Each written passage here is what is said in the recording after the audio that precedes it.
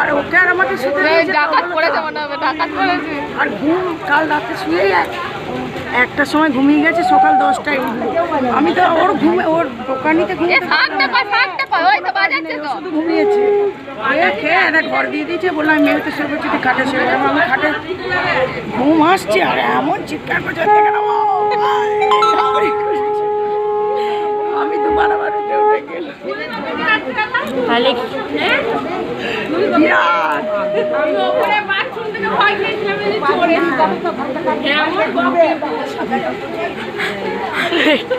এটা ভালো বলেছে,